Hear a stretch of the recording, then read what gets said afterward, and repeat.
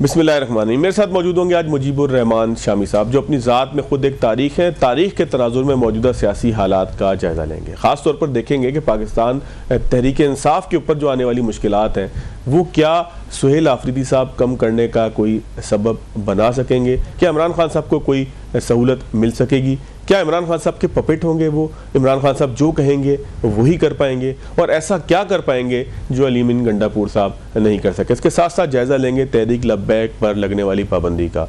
क्या माजी में सियासी मजहबी जमातों पर लगने वाली पाबंदियाँ और तहरीक लब्बैक पे लगने वाली पाबंदी, इनका कोई मवाजना बनता है? अगर बनता है तो वो क्या है? इसके साथ साथ हमने देखा कि गुज़िश्ता दिनों अफगानिस्तान के साथ पाकिस्तान के हालात कशीदा हुए। ड्यूरेंट लाइन का मामला भी उठा।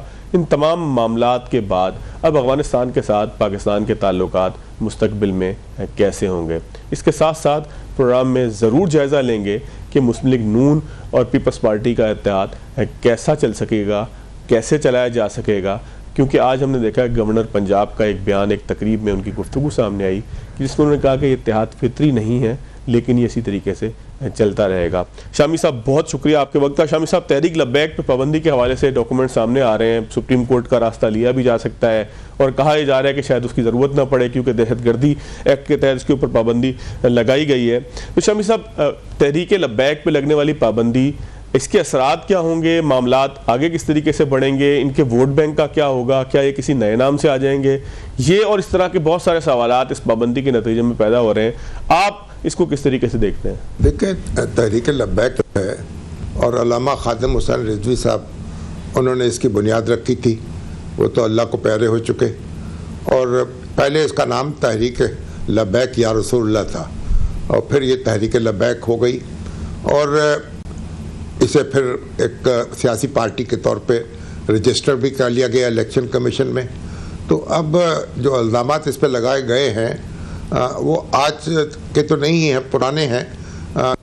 इमरान खान साहब के दौरे हुकूमत में भी इसकी झड़पें हुई थी पुलिस से और उसमें पुलिस अहलकार जो हैं वो भी जाँ बहक हुए थे और इनके अपने कारकुन जो हैं वो भी उनको भी नुकसान हुआ था। तो उस वक्त भी इन पे पाबंदी लगाई गई थी इसी एंटी टेररिज्म एक्ट के तहत। अब फिर पाबंदी लगाई गई है। अब पंजाब हुकूमत ने जो इल्ज़ामात लगाए हैं और जो शवाहिद पेश किए हैं, जाहिर है कि वो अब जुडिशल स्क्रूटनी में आएंगे और तहरीक लब्बैक को मौका मिलेगा कि वो अपनी सफाई पेश कर सके या अपना मौक़िफ़ दुरुस्त साबित कर सके। तो अब कानून की अदालत में फ़ैसला होगा कि ये जो तहरीक लब्बैक है उसने कितना तशद्दुद किया है और कितना तशद्दुद उस पर हुआ है। तो बहरहाल लेकिन इसकी जो उठान थी वो तो एक सख्त गिर जमात की थी जो बड़ी शिद्दत से जिसके कारकुन अपने जज्बात का इज़हार करते हैं, सड़कों को बंद करते हैं और धरना दे के बैठ जाते हैं और फिर हुकूमतें जो हैं उनको डिस्टेबलाइज करते हैं। ये सारी बातें कही जाती रही हैं और इसके जो अवामिल हैं पसे पर्दा वो भी हम सब की निगाह से ओझल नहीं हैं। लेकिन बहरहाल जो कुछ भी है अब पाबंदी लगाई जा चुकी है। अब ये पाबंदी जो है उनको मौका मिलेगा कि वो एक तो इंटीरियर सेक्रेटरी के सामने भी अपना मौक़िफ़ पेश कर सकें और अगर हुकूमत ने पॉलिटिकल पार्टीज़ एक्ट के तहत पाबंदी लगाई तो फिर वो सुप्रीम कोर्ट के सामने भी अपना मौक़िफ़ पेश कर सकेंगे। बहरहाल अदालती जो स्क्रूटनी है वो तो उसका हक तो उनको हासिल है और अदालत के दरवाजे को खटखटा सकते हैं। फिर देखते हैं कि नतीजा क्या निकलता है। सर, नून लीग की सियासत के ऊपर और ख़ास तौर पर हुक्मरान जमात को इससे कोई फ़र्क पड़ेगा? कोई तहरीक लब्बैक का आप समझते हैं कि इतना वोट बैंक था कि जो हुकूमत को डिस्टेबलाइज कर सके, उसके खिलाफ नफरत में इजाफा कर सके, उसको आने वाले इंतखाबात के अंदर जो है वो किसी मुश्किल का शिकार कर सके? क्या हुकूमत के लिए ये कोई आसान फैसला था या जो है वो हुकूमत ने जबर करके जो है वो इस फैसले की तरफ अपना रुख किया है? तरह का फैसला कोई आसान फैसला तो नहीं होता और किसी फिर मजहबी जमात पर, जब मजहबी जमात में तो फिर बड़े एक ऐसे कमिटेड कारकुन होते हैं और जो उनके वोटर होते हैं वही उनके कारकुन भी होते हैं। तो इस लिहाज से तो मजहबी जमातें जो हैं उनकी बड़ी अहमियत है। और ये जो तहरीक लब्बैक है ये तो चौथी बड़ी जमात थी, यानी चौथी नंबर पर इसने वोट हासिल किए थे 2024 के इलेक्शन में और मैं 25 लाख वोट तो सिर्फ पंजाब से मिले थे इसको, और कुल वोटों की तादाद को 29 लाख के करीब थी। तो ये जो 29 लाख इसके जो वोटर हैं, उनकी बड़ी तादाद जो थी वो मुस्लिम लीग नून के वोटर्स थे, जो उससे हट के तहरीक लब्बैक की तरफ आ गए। क्योंकि गैलप का सर्वे ये बताता है कि इसके 46% जो हामी हैं, जो तहरीक लब्बैक को वोट देने वाले हैं, वो उन्होंने बताया कि वो पहले मुस्लिम लीग नून की हमायत करते रहे हैं। तो मुस्लिम लीग नून को जो ताकतें कमज़ोर करना चाहती थी, उन्होंने उनके वोट बैंक को एक नुकसान पहुंचाया और उसमें शगाफ डाला, और तहरीक लब्बैक जो है एक अलग जमात के तौर पर खड़ी हो गई। तो मुस्लिम लीग नून को भी इससे नुकसान हुआ। और फिर ये क्योंकि ये धरने देने की मैं बड़ी इसकी अहमियत थी, ये धरना टेक्नोलॉजी की बड़ी माहिर जमात समझी जाती है। ये रास्ते बंद कर देती थी और शहरों को मुहासरे में ले लेती थी। अब फैज़ाबाद चौक पे धरना दिया तो फैज़ाबाद यानी रावलपिंडी और इस्लामाबाद को काट दिया, और इस तरीके से जहाँ भी किसी बड़े शहर में धरना दिया तो कारोबारी ज़िंदगी को मफलूज कर दिया। तो इस तरीके से इसने अपनी ताकत का इजहार किया। और फिर पुलिस से झड़पें भी हुई। इस तरह की झड़पें जो है पुलिस से बहुत कम सियासी जमातों की देखने में आती हैं, और इसके कारकुन जो हैं फिर जो उन पर इल्ज़ामात लग रहे हैं कि जिस तरीके से वो भत्ते वसूल करते थे, या जिस तरीके से अमलाक को नुकसान पहुंचाते थे, और या जिस तरीके से वो ट्रांसपोर्ट जो है उस पर कब्जा कर लेते थे, पेट्रोल पंपों से पेट्रोल लेते थे। अब ये सारी बातें हुकूमत ने कही हैं। अब इससे किस हद तक सदाकत है और किस हद तक इल्ज़ामात है सब महज, ये तो अब अदालत में जाएंगे तो पता चलेगा। लेकिन बहरहाल इसके असरात तो हमने देखे हैं ना। तो ये एक बड़ी एक शिद्दत से एक अपने नुक्ता नज़र इज़हार करने वाली जमात थी। इसकी मुमासलत MKM से ढूंढ सकते हैं। MKM के जो तर्ज सियासत है, तो इस लिहाज से तो बहरहाल अब MKM पर तो पाबंदी नहीं लगी और बहुत अरसे तक, और MKM जो है वो तो अपना ये सारे काम करती रही। तशद्दुद का मुजाहरा भी होता रहा, दबाव भी डाला जाता रहा, और कानून नाफिज करने वाले अदारे जो हैं उनसे झड़पें भी जारी रहीं। लेकिन बहरहाल अब तहरीक लब्बैक जो है वो एक कटहरे में आ गई है।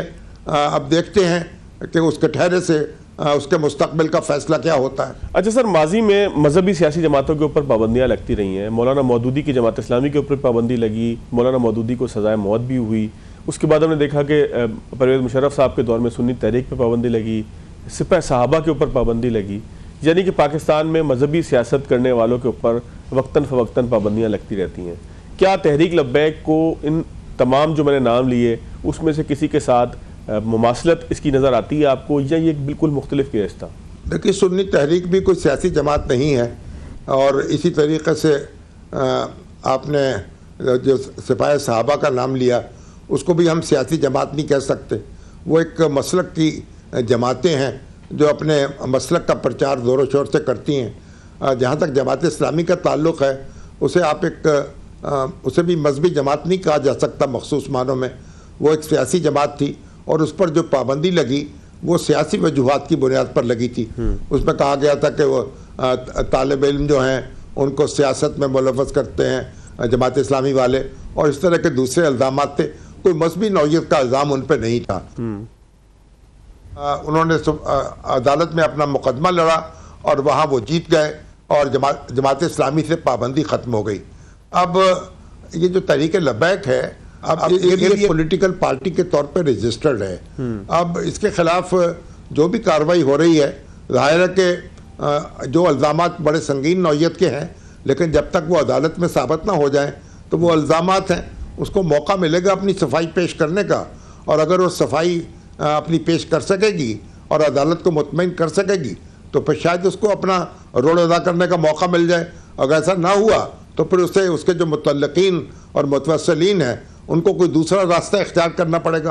बहरहाल एक पुरअमन सियासी जमात के तौर पर तो काम के दरवाजे खुले हैं पाकिस्तान में, लेकिन अगर आप अपने हदूद से तजावुज़ करें तो फिर मुश्किलात पैदा होती हैं। शामी साहब, आप मेरे साथ ही रहिएगा, मैं एक छोटा सा ब्रेक लूँगा। ब्रेक के बाद जब मैं आऊँगा तो आपसे KPK में हुकूमत की तब्दीली हुई है, अभी तक आफरीदी साहब कोई ऐसा काम नहीं कर सके कि जिसे आप कहें कि वो उन्होंने कोई छक्का मार दिया है या आने के साथ ही सिवाय बुलेट प्रूफ गाड़ियों के वापस करने के कोई ऐसा इम्पैक्टफुल काम आफरीदी की तरफ से नज़र नहीं आया। काबीना वो अभी तक नहीं बना सके, इमरान खान साहब से मुलाकात की वो कोशिश कर रहे हैं, तो क्या वो इमरान खान साहब के कठपुतली होंगे या वजारत आला वो कोई आज़ाद तरीके से भी चला सकेंगे? शामी साहब से ब्रेक के बाद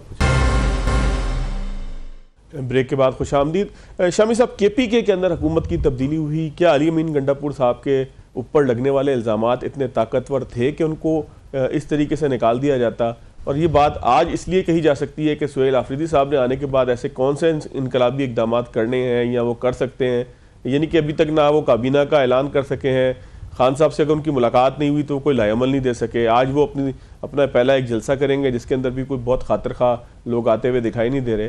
तो क्या आपको लगता है कि खान साहब का ये जो शॉट है ये कोई बाउंड्री की तरफ जाएगा या बस ये कोई एक सियासी हलचल मचाने के लिए एक फ़ैसला था कि जिसके कोई बहुत बड़े असरात खान साहब की रिहाई के हवाले से और KPK के अवाम के मुस्तकबिल के हवाले से नहीं होंगे?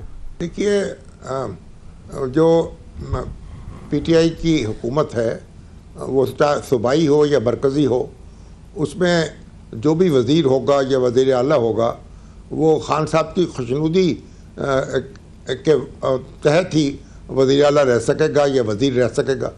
तो माजी का तजर्बा तो यही बताता है। और ख़ान साहब जो हैं उनके अब ये अली अमीन गंडापुर उनका एतमाद खो चुके थे, या जो वो चाहते थे उनसे हासिल करना वो हासिल नहीं हो सका था। तो ख़ान साहब की तवक्कुआत पर अली अमीन गंडापुर पूरे नहीं उतरे तो उन्होंने उनको तब्दील कर दिया। अब सुहेल आफरीदी साहब जो हैं, ये इनके बारे में जो कुछ भी कहें, लेकिन एक कमिटेड वर्कर हैं और PTI से बड़ा गहरा और पुराना ताल्लुक़ है इनका। लेकिन खान साहब ने तो देखे उस्मान बुज़दार साहब को भी वज़ीर आला बनाया, महमूद ख़ान को भी वज़ीर आला बनाया और सूबे उनके हवाले कर दिए। तो खान साहब जब किसी को वज़ीर आला बनाते हैं तो उनका जो मेरा ख्याल मयार यही होता है कि वो उनकी किस हद तक अतात कर सकता है, और वो एक अतात गुजार वज़ीर आला चाहते हैं। और सुहेल आफरीदी जो है वो उनके इंतहाई अतात गुजार वज़ीर आला साबित होंगे, और अब तक के उनके ऐलानात भी यही हैं। और लेकिन अब मसला ये है कि वो खान साहब को रिहा कराना चाहते हैं और पब्लिक जो है उससे रब्ता भी करना चाहते हैं, और हुकूमत इस्लामाबाद की हुकूमत जो है उस पर दबाव भी बढ़ाना चाहते हैं। लेकिन अभी तक तो वो जेल का दरवाज़ा खोलने में या खुलवाने में कामयाब नहीं हो सके। अब देखते हैं कि वो किस हद तक आगे जाते हैं। जो हालात तो कोई इतने साजगार नज़र नहीं आ रहे, क्योंकि जिस जज्बाती अंदाज में वो अपने मामलात चलाने की कोशिश कर रहे हैं, तो उसमें तो लगता है कि वो उनकी जलाई हुई आग जो है उन्हीं को उसके शोले जो है उन्हीं को अपनी लपेट में ले लेंगे। तो बहरहाल अब जो वक्त गुजरेगा तो उनकी कमज़ोरी या उनकी ताकत जो है वो सामने आती चली जाएगी। हमें इंतज़ार करना चाहिए और देखना चाहिए कि उनके जौहर किस वक्त खुलते हैं और किस तरह खुलते हैं। उन्होंने अभी तक जो सुहेल आफरीदी साहब ने अपनी खूबी बताई है वो यही है कि उन्होंने कहा कि मैं एहतजाज का मास्टर। उन्होंने बिल्कुल ये नहीं बताया कि मैं बहुत अच्छा इंतज़ामी मामलात को चलाने वाला आदमी हूँ, मैं कोई सिक्योरिटी के हवाले से बहुत अच्छे मामलात करता हूँ, या मैं फाइनेंस को बहुत अच्छा चला सकता हूँ, या मैं जो है वो तालीम का एक जाल बिछा दूँगा। उन्होंने अभी तक अपना कोई विज़न जो है वो सामने नहीं रखा, सिवाय इसके कि इमरान खान साहब की रिहाई, और साथ साथ उन्होंने कहा है कि मैं एहतजाजी सियासत का माहिर हूँ। तो शामी साहब, क्या हम ये उम्मीद कर सकते हैं कि जब एहतजाजी सियासत का माहिर एक वज़ीर आला बना है तो वो फिर इस्लामाबाद पे चढ़ाई के लिए जिस तरह से माजी में गंडापुर साहब करते रहे, कोई बहुत ख़ास प्लान लेकर आएगा? आने वाले दिनों के अंदर हम बहुत बड़ी एहतजाजी तहरीक इंसाफ की तरफ से देखेंगे, मोबिलाइजेशन एक देखेंगे, और सूबों के मामलात को छोड़कर वो जो है वो खान साहब की रिहाई के लिए तन मन धन लगा देंगे। क्या देखते हैं सर आप? देखिए, उनका दावा तो यही है कि वो एहतजाजी सियासत के अलमबरदार हैं। अब देखते हैं कि वो एहतजाजी सियासत को किस हद तक आगे बढ़ाते हैं और दर्जा हरारत को कितना ज़्यादा ऊपर लेके हैं। देखिए, इस वक्त जो हालात हैं, आप देखें इमरान खान साहब ने खुद भी तो एहतजाजी सियासत की थी ना। अगर वो वज़ारत उज़्मा के खात्मे के बाद या तहरीक में एतमाद मंजूर होने के बाद एक नॉर्मल सियासत करते तो आज इक़्तिदार के ऐवान में दोबारा बैठे होते। लेकिन उन्होंने जो एहतजाजी सियासत का रास्ता अपनाया और इसमें बहुत आगे निकल गए, और उनके कारकुनों ने जो कुछ किया है वो तो आपके भी सामने है, हमारे भी सामने है। तो एहतजाजी सियासत तो उनको रास नहीं आई, और अभी मजीद अगर उसी रास्ते पे आगे बढ़ेंगे तो अब तो हालात मेरा ख्याल ऐसे नहीं है कि कोई ये बहुत बड़ा तूफान बर्पा हो जाए या ऐसा कोई सुनामी आ जाए जो हर चीज़ को बहा कर ले जाए। तो ये एहतजाजी सियासत जो है वो पीटीआई को मज़ीद कमज़ोर भी कर सकती है। अभी तो खान साहब को अपनी जगह गौर करना चाहिए और सुहेल अफरीदी साहब को अपनी जगह गौर करना चाहिए, लेकिन सुहेल साहब तो उन्होंने तो कह दिया है कि वो खान साहब के इशारों पर हरकत करेंगे और अपना दिमाग इस्तेमाल नहीं करेंगे। तो अब खान साहब को चाहिए कि अच्छी तरह जायज़ा लेके अपनी हिकमत अमली तरतीब दें, मगर मोमन एक सौराख से 2 बार डसा नहीं जाता। जिस सौराख से वो पहले डसे जा चुके हैं और उसी को दोबारा जो है वहाँ उंगली अपनी क्यों फंसाते हैं। तो ये तो फिर उनके फैसला करने का काम है। अच्छा शामी साहब, आपने पाकिस्तान के 4 ही बाकायदा वज़ीर आज़म रहे हैं, 4-5। आपने भुट्टो साहब की जेल भी देखी, आपने मोहतरमा बेनज़ीर भुट्टो साहिबा की भी जेल देखी, आपने मियां मोहम्मद नवाज शरीफ साहब को भी जेल में देखा, एक नहीं 2-3 मरतबा देखा। आज आप इमरान खान साहब को जेल में देख रहे हैं। तो खान साहब के कारकुन ये समझते हैं कि खान साहब के ऊपर बहुत ज़्यादा सख्ती हो रही है। तो आप माजी के वज़ीर आज़म से अगर इसका तकाबुल करें तो क्या आपको लगता है कि खान साहब बहुत ज़्यादा सख्ती से गुजर रहे हैं, उनके ऊपर बहुत ज़्यादा पाबंदियाँ हैं, उनको बहुत परेशान किया जा रहा है? देखिए, खान साहब के कारकुन जो हैं, क्योंकि उनसे वो मोहब्बत करते हैं और बल्कि उनकी एक लिहाज से तो बहुत से लोग तो ऐसे हैं जो उनकी परस्तिश करते हैं। तो ऐसे में जो खान साहब को थोड़ी बहुत तकलीफ भी पहुंचेगी या वो जेल में होंगे तो उनके जज्बात तो बरफरोख्ता होंगे और जज्बात को सदमा भी पहुंचेगा। लेकिन जो अगर पाकिस्तान की तारीख़ पे अब नज़र डालें तो ख़ुद आसिफ अली ज़रदारी साहब 12-13 साल जेल में रह चुके हैं। नवाज शरीफ साहब जेल में रहे, इस तरह जेल में रहे कि उनको जब हथकड़ियाँ लगा के वो जब कराची ले जाया गया तो उनको सीट के साथ तैयारे के उनकी हथकड़ियाँ बांधी हुई थी और कई दिन तक उन्हें सूरज का मुँह देखना नसीब नहीं हुआ। इस तरह काल कोठरी में रखा गया। तो ये बात कहनी बहुत मुश्किल है कि इमरान खान साहब के साथ बहुत बदतरीन सलूक हो रहा है, लेकिन वो हुकूमत का दावा तो ये है कि उनके साथ बहुत अच्छा सलूक हो रहा है और जो जेल के कवायद और ज़वाबत के मुताबिक उनके शान शान सलूक किया जा रहा है, जो एक साबिक़ वज़ीर आज़म के साथ होना चाहिए। लेकिन इसके बावजूद जेल है और लोगों से वो कटे हुए हैं। तो ये अच्छी बात तो नहीं कि हम देखें कि हमारे साबिक़ वज़ीर आज़म जेल में हों। हमारी भी ख्वाहिश है कि जेल के दरवाजे जो है खुलें और वो बाहर आएँ, अपना किरदार अदा कर सकें। लेकिन यह है कि पाकिस्तान की सियासत में ये सारा कुछ चलता रहा है। यहाँ लोगों ने 5-5 साल 10-10 साल जेल काटी है और फिर भुट्टो साहब की जेल, उसकी अपनी कहानियाँ हैं और नवाज शरीफ साहब को जिस तरह रहना पड़ा उनकी अपनी कहानियाँ हैं और फिर इमरान खान साहब जो हैं उनकी अपनी शिकायत हैं। तो काश हमारे सियासतदान जो हैं इकट्ठे बैठते और ये ऐसे हालात पैदा करते कि इस तरह की सूरत हाल पैदा ना होती और कोई सियासतदान जेल में जाने की उसको ज़रूरत ना होती या जेल में उसको ले जाया ना जा सकता। अब भी अगर वो इकट्ठे बैठें, मामलात को तय कर लें तो ये दरवाजे जो हैं जेल के उनको बंद किया जा सकता है। ये कोई अच्छी बात तो नहीं है कि हमारे जो इक़्तिदार से लोग अलग हों, वो जेल चले जाएं। और फिर जेल, एक मामला ये भी है कि जेल से लोग बाहर निकलते हैं तो इक़्तिदार में चले जाते हैं। तो खान साहब पर जितनी भी सख्ती हो, लेकिन ये भी तो उम्मीद साथ ही मौजूद है ना कि एक दिन आएगा कि दरवाज़ा खुलेगा और खान साहब दोबारा ऐवान इक़्तिदार में दाखिल हो जाएंगे। तो पाकिस्तान की जो सियासत है उसकी तारीख़ को देखते हुए तो ये भी कोई अनहोनी नहीं होगी। तो किसी वक्त यहाँ कुछ भी हो सकता है। ऐवान इक़्तिदार से आप जेल में जा सकते हैं और जेल से आप ऐवान इक़्तिदार में आ सकते हैं। शामी साहब, आपने बात की कि ऐवान इक़्तिदार आ सकते हैं, लेकिन क्या माजी के वज़ीर आज़म इस कदर सख्त गिर थे, इस कदर सख्त मौक़िफ़ रखते थे, इस कदर लड़ाई के जो है वो हामी थे कि जिस कदर खान साहब कर चुके हैं? क्योंकि एक राय ये पाई जाती है कि खान साहब अपनी वजह से जेल में है।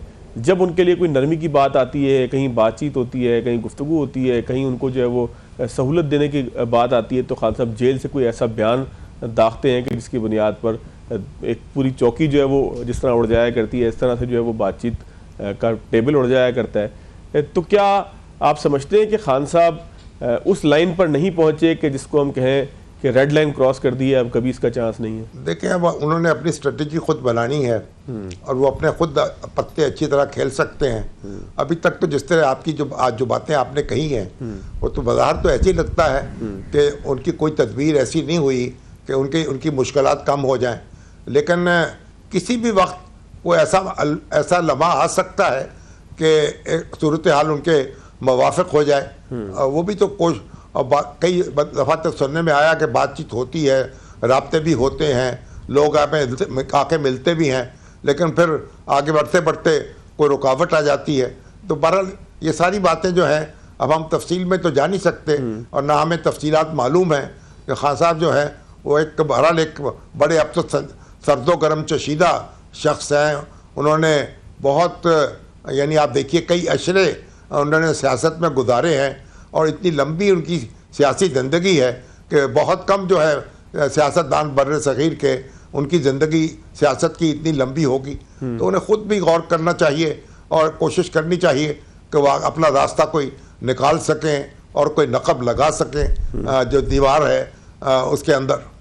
शामी साहब, पाकिस्तान तहरीक इंसाफ पर उम्मीद थी कि कुछ गैर मुल्की ताकतें जिसमें डोनाल्ड ट्रंप भी हो सकते हैं, अमेरिका के मुख्तलिफ सेनेटर्स भी हो सकते हैं, वो ऐसी कोई लॉबिंग करेंगे, कोई ऐसा प्रेशर जनरेट करेंगे, कोई इंसानी हकूक़ का ऐसा अलम बुलंद करेंगे कि खान साहब उसके साए तले जो है वो जेल से बाहर आ जाएंगे।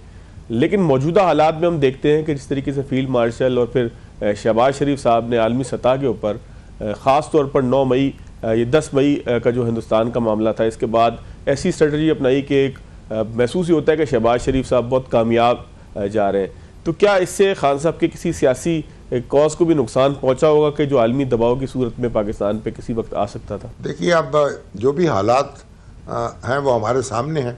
हालात ने कोई ऐसी करवट ले ली है कि खान साहब जो तवक्को लगाए बैठे थे, जो उनकी हामी चाह रहे थे और ख्वाहिश कर रहे थे कि प्रेसिडेंट ट्रंप आएंगे और उनका रास्ता हमवार हो जाएगा और वो दबाव डालेंगे अपना उनकी रिहाई के लिए, लेकिन ऐसा तो नहीं हुआ।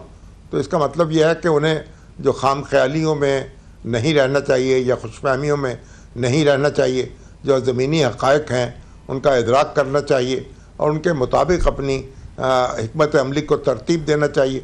वैसे भी आप अगर बैरूनी अपने दोस्तों से तवक्कुआत लगाएंगे तो फिर यह है कि अपने आप को यानी एक बंद गली में लेके जाएंगे। तो यहीं पे होगी जज़ा सज़ा, सब यहीं पे रोज़े हिसाब होगा। हमें और जो हमारी सियासतदान हैं, हमारे सियासी जमातें हैं, उनको अपने पाकिस्तान के अंदर रहते हुए अपने मामलात पर गौर करना चाहिए और कुशादगी जो है मामलात में पैदा करने की कोशिश करनी चाहिए। ये सबक तो यही मिल रहा है इस सारे मामले से, जो प्रेसिडेंट ट्रंप के साथ यानी एक तवक्कुआत लगाने का जो नतीजा हुआ है वो सब हमारे सामने है। ठीक हो गया। शामी साहब मेरे साथ ही रहेगा, पाक अफगान कशीदगी का मुस्तकबिल क्या होगा? क्या ताल्लुकात दोनों मुल्कों के कभी बेहतर हो सकेंगे और ख़ास तौर पर ये हुआ कैसे, तारीख क्या सिखाती है और बताती है? ब्रेक के बाद जायज़ा लेंगे। शामी साहब मेरे साथ मौजूद। ब्रेक के बाद खुशामदीद। शामी साहब, आपने अपने सामने रशिया को इस खत्ते के अंदर आते देखा। अफगानिस्तान में रशिया के मुकाबले में एक मज़ाहमत थी और पाकिस्तान ये समझता है कि रशिया के आने के बाद ना सिर्फ पाकिस्तानियों ने तन मन धन लड़ा कर जो है वो रशिया का रास्ता रोका, अफगानों के साथ मिलकर जो है वो पूरी जंग लड़ी जिनको मुजाहिदीन उस वक्त में कहा जाता था। फिर महाजरीन का मामला ये है कि पाकिस्तान समझता है कि महाजरीन की खिदमत उसने की, 40-45 साल उनको अपने पास रखा, अब उनके जाने का एक वक्त है। फिर आपने करवट बदलते हुए देखा कि तालिबान की हुकूमत आई, फिर वो हुकूमत ख़त्म हुई, पाकिस्तान ने तालिबान की जो हुकूमत की जो मोहब्बतें थीं उसको कम कर दिया, उसके ऊपर से हाथ उठा लिया, उनका सफ़ीर अमेरिका के हवाले हो गए। तमाम चीज़ें तारीख़ का हिस्सा हैं, पूरी टाइमलाइन की सूरत में आ जाएगा। लेकिन आज के हालात आप समझते हैं कि पाकिस्तान के लिए कार्रवाई नागुज़ीर थी? पाकिस्तान ने अपना जो बेस्ट ऑप्शन था उसको इस्तेमाल किया है? पाकिस्तान ISPR हमें ये कहता हुआ दिखाई देता है कि जी मुज़ाकरात से हर मसला हल नहीं हो सकता। तो क्या मामलात इस जगह पर पहुंच गए थे कि तहरीक तालिबान पाकिस्तान, जिसे फितना हिंद के नाम से हम जानते हैं, फितना ख़वारिज के नाम से जानते हैं, उसके ख़िलाफ़ कार्रवाई ज़रूरी थी और पाकिस्तान ने अपना जो ऑप्शन था वो सही इस्तेमाल किया है? देखिए, अफ़गानिस्तान से जो हमारे ताल्लुकात हैं उनकी एक अपनी तारीख़ है, उसमें बहुत नशेब व फराज आए हैं। और तालिबान के साथ, और तालिबान तो बाद में आए ना, पहले तो मुजाहिदीन थे जिन्होंने सोवियत यूनियन के मुकाबले में जो जहाद में हिस्सा लिया। वो मुजाहिदीन तो आज अब मंजर आम पर नहीं है, बाद अल्लाह को प्यारे हो गए और बाद जो हैं वो पिछली सफ़ में बैठे हैं। गुलबदीन हिकमत यार बहुत नुमायाश मुजाहिद थे, लेकिन आज गुलबदीन हिकमत यार का किरदार तो कोई अफ़गानिस्तान में कोई नज़र नहीं आ रहा। तो तालिबान तो फिर उन मुजाहिदीन की अगली नस्ल है जो आज हमारे सामने है। तो बहरहाल ये जो पाकिस्तान के साथ बहैसियत मजमूई तालिबान के ताल्लुकात जो हैं वो खुशगवार रहे हैं और मुजाहिदीन के ताल्लुकात भी खुशगवार रहे हैं। तो इसमें कुछ न कुछ गलत फहमियाँ और ख़ास तौर पर TTP के हवाले से पैदा हुई हैं और शिकायत भी पैदा हुई हैं। और पाकिस्तान ये समझता है कि अफ़गानिस्तान को अपनी सरज़मीन जो है वो TTP के हवाले नहीं करनी चाहिए, वो उसको इस्तेमाल न कर सके पाकिस्तान के ख़िलाफ़ और यहाँ दरअंदाजी ना हो सके। तो ये पाकिस्तान का एक मौक़िफ़ है और पाकिस्तान ने उसको शवाहद के साथ और सबूतों के साथ साबित किया है। और अब तो दोनों मुल्कों के दरमियान बातचीत शुरू हो चुकी है और दोस्त मुल्क जो हैं दरमियान में मौजूद हैं, यानी तुर्किया और कतर जो हैं, और फिर सऊदी अरब भी उसमें एक किरदार अदा कर रहा है। तो हमें तवक्को रखनी चाहिए कि मामलात को संभाल लिया जाएगा और पाकिस्तान की तवक्कुआत हैं कि अफ़गान हुकूमत से वो भी पूरी होंगी और अफ़गान हुकूमत जो है जो पाकिस्तान से उसके मामलात हैं या मुतालबात हैं उन पर भी बड़ी संजीदगी से गौर किया जा सकेगा। देखिए, अफ़गानिस्तान और पाकिस्तान कोई खुदा न खास्ता दुश्मन मुल्क नहीं है। उनके इख्तलाफात के बावजूद और ऊंच नीच के बावजूद दोनों बरादर इस्लामी मुल्क हैं। दोनों की तारीख़ जो है एक दूसरे से जुड़ी हुई है। हमारा कल्चर जो है उसने भी हमें बांध रखा है। हमारे जो पश्तून आबादी जो है एक बड़ी तादाद में हमारे मुल्क में मौजूद है और वही पश्तून जो हैं एक बड़ी तादाद में अफ़गानिस्तान में भी मौजूद हैं। लेकिन अफ़गानिस्तान और पाकिस्तान जो है उनको आप एक दूसरे से अलग नहीं कर सकते। जोग्राफिया ने उनको जोड़ रखा है। और फिर अभी ये जो अभी आपने कुछ ड्यूरेंट लाइन की जो बात हो रही है, ड्यूरेंट लाइन तो एक मुसल्लमा बैनुल अक़वामी सरहद है। अमीर अब्दुल रहमान ने 1893 में अंग्रेज़ों के साथ ये समझौता किया था और 400 कबायली जो अमायदीन थे वो इकट्ठे हुए थे, उनका जिरगा हुआ था और सब ने इस पर बड़ी हंसी खुशी दस्तखत किए थे और एक जो सरहद है एक मुस्तकिल सरहद कायम की थी। अब जो भी सरहदें दुनिया भर में कायम हो चुकी हैं बहुत ऐसी हैं कि जहाँ एक ज़ुबान बोलने वाले एक दूसरे से कट गए हैं। खुद आप देखिए कि जो रेड क्लिफ लाइन है उसने पंजाब को तकसीम किया, बंगाल को तकसीम किया। इसी तरीके से पहली जंग अजीम के बाद मशरक़ वुस्ता में जो अरब ममालिक हैं उनको तकसीम किया गया। अरबी बोलने वाले जो हैं वो कई ममालिक बन गए उनके। तो ये तब तक ये तो तारीख़ जो है ये जो उसने हमें दिया है हम उसको यकलस बदल नहीं सकते। तो तारीख़ का जो सबक है वो तो यही है कि हमें वो सारे मामलात जो हैं एक उसी तनाजुर में देखने हैं। अपने जज्बात अपनी जगह हैं, ख्वाहिशात अपनी जगह हैं, लेकिन हक़ाइक़ अपनी जगह हैं। तो पाकिस्तान और अफ़गानिस्तान को अच्छे हमसायों के तौर पे रहना चाहिए। इसी में दोनों का मुफाद है और हमें तवक्को रखनी चाहिए कि जो बातचीत शुरू हुई है और उसमें जो दोस्त ममालिक हमारे सरगर्म किरदार अदा कर रहे हैं उसके नतीजे में माहौल बदलेगा और एतमाद का रिश्ता जो है बहाल करने में मदद मिलेगी। अच्छा, मैंने आपको एक खबर भी सुनाई थी इंट्रो के अंदर शामी साहब, वो ये थी गवर्नर पंजाब ने आज ही किसी जगह पर कहा है कि PK में गलबन वो मौजूद थे। उन्होंने कहा कि जी पाकिस्तान मुस्लिम लीग नून का और पीपल्स पार्टी का इत्तेहाद फितरी नहीं है, ये एक इंतज़ामी ज़रूरत है, मजबूरी है। दोनों पार्टियां समझती हैं इसको। 3 में से 2 पार्टियों ने हुकूमत बनानी थी। पार्टी के कारकुनान को भी समझना चाहिए, क़यादत को भी समझना चाहिए। बड़ी मुनासिब सी उन्होंने इसके ऊपर गुफ्तगू की है। सर, आपने मिसाक जमहूरियत भी देखा, आपने नून लीग को बनते हुए उसकी उठान भी देखी, IGI भी देखी, आपने भुट्टो साहब का उरूज भी देखा, उनका जवाल भी देखा। ये तमाम मामलात आपके सामने हैं। पाकिस्तान की तारीख़ में इस तरह की शायद इंतज़ाम शायद पहले कभी ना हुआ हो जो आज मौजूद है कि 2 पार्टियों का मिसाक जमहूरियत के बाद अमली तौर पर भी हम इत्तेहाद देखते हैं। इस इत्तेहाद में जो भी मुश्किलात आती हैं, क्या मियाँ मोहम्मद नवाज शरीफ उससे वाकिफ़ होंगे? उनका पॉइंट ऑफ व्यू क्या होगा? क्या ये मरीम नवाज साहिबा ख़ुद जो है वो सख्त बयानात देती हैं या उनके वालिद की आशीर्वाद भी होती है? इस इत्तेहाद का मुस्तकबिल क्या है? जरदारी साहब क्या अपने बेटे को इसी तरीके से समझा पाएंगे कि जिनके हवाले से मशहूर है कि बिलावल साहब कुछ सख्त कीर मौक़िफ़ रखना चाहते हैं, लेकिन जरदारी साहब जो है वो बातचीत के ज़रिए आगे रास्ता बढ़ाना चाहते हैं? देखिए, जैसे गवर्नर पंजाब ने कहा है कि ये जो इत्तेहाद है ये मजबूरी का नतीजा है, तो बिल्कुल दुरुस्त कहा है। पीपल्स पार्टी और मुस्लिम लीग नून जो हैं वो एक तलखी का एक अपना माजी रखती हैं, लेकिन इसके बावजूद दोनों ने एक सियासी हिकमत अमली को तदबील किया और सियासी बसीरत उनकी उससे काम लेकर दोनों ने एक दूसरे के साथ एक वर्किंग रिलेशनशिप कायम की। मोहतरमा बेनज़ीर भुट्टो और मोहतरम नवाज शरीफ साहब जो हैं उन्होंने एक दूसरे के साथ मामला किया और मिसाक़ जमहूरियत किया। और अभी भी आप देखें कि जो ये इत्तेहाद कायम हुआ है तो उससे पीपल्स पार्टी भी ऐवान इक़्तिदार में मौजूद है। सदर यानी सदर का मनसब पीपल्स पार्टी के पास है, 2 सूबों की गवर्नरियाँ वो पीपल्स पार्टी के पास हैं, सेनेट की चेयरमैनशिप जो है वो पीपल्स पार्टी के पास है। तो पीपल्स पार्टी ने कोई खसारे का सौदा तो नहीं किया। तो और पीपल्स और फिर इस तरह बलोचिस्तान में आप देखिए कि वजारत उलिया जो है वो भी पीपल्स पार्टी के हिस्से में है। तो पीपल्स पार्टी जो है इक़्तिदार के ऐवान में बिल्कुल बड़े कर्रो फर्ज से मौजूद है। और बाकी जो है उनके दरमियान के मामलात हैं ये थोड़े बहुत तो खटखट होती रहती है। और नवाज शरीफ साहब भी ये नहीं चाहते कि इत्तेहाद ख़त्म हो, और मेरा ख्याल है कि जो मरियम नवाज वो या बिलावल भुट्टो भी ये नहीं चाहते कि इत्तेहाद ख़त्म हो। लेकिन बहरहाल एक बाज़ाक़ात सियासी ज़रूरतें जो हैं वो इस तरह के यानी शिद्दत के साथ कोई इज़हार करने पे मजबूर कर देती हैं। लेकिन दोनों के दरमियान एक मामलात को तय करने का मैकेनिज़्म मौजूद है, दोनों की कमेटियां मौजूद हैं, वो एक दूसरे से मिलती भी हैं और एक दूसरे से बातचीत भी जारी है।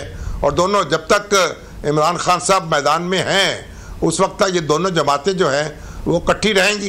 इमरान खान साहब जो हैं अगर सामने नज़र ना आए तो फिर मामला मुख्तलिफ होगा।